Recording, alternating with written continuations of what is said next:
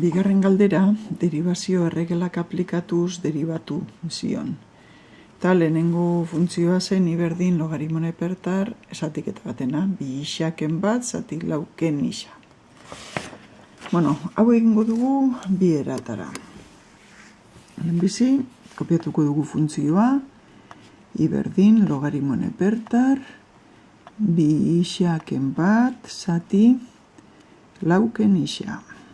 Bueno, egingo dugu ezer pentsatu gabe, ez dugu pentsatuko logarimone pertarra bestera batea idatzi daitekela, zuzenean hasiko gea deribatzen. Jarriko dut lehenengo era. Bueno, zer da egokiena? Bueno, pues deribatua, berdin.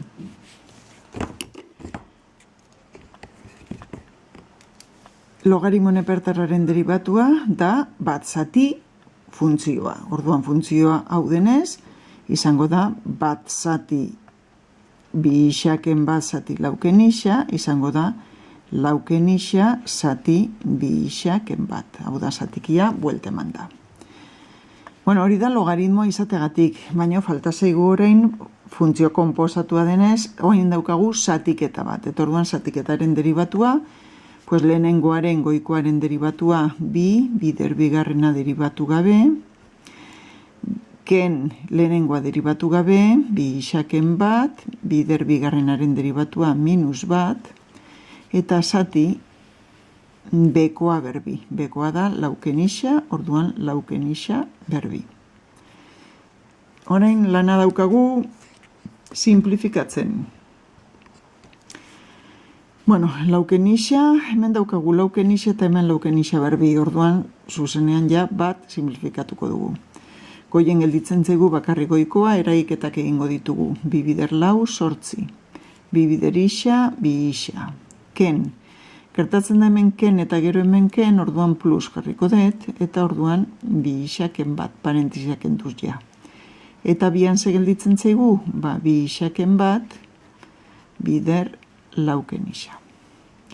Goikoa simplifikatuko dugu, minus bi isa eta gehi bi isa simplifikatzen da, eta sortziken bat, zazpi, zati, eta hau berdin utziko dugu. Bi isaken bat, bider lauken isa.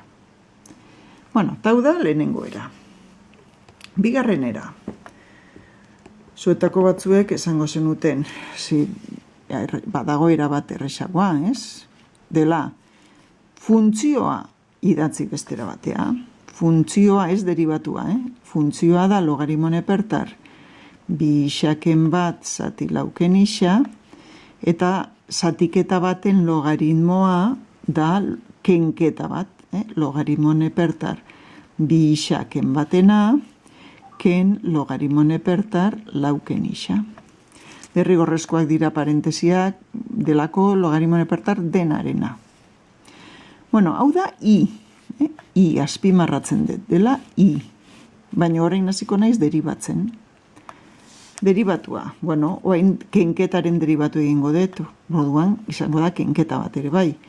Lehenengoaren deribatua logarimone pertar bat. Bat, zati, bi isaken bat. Bat, zati funtzioa. Baina orain falta zaigu funtzio konposatua bi isaken baten deribatua. Dela bider bi. Ken logaritmoaren deribatua, bat zati lauken isa, eta lauken isaren deribatua dela minus bat. Hau konponduz, gelditzen zaigu bi zati bi isaken bat, eta gehi bat zati lauken isa. Hemen emekate ingo bagenu eta ariketak eta horrela seguru ateratzen zaigula honen berdina.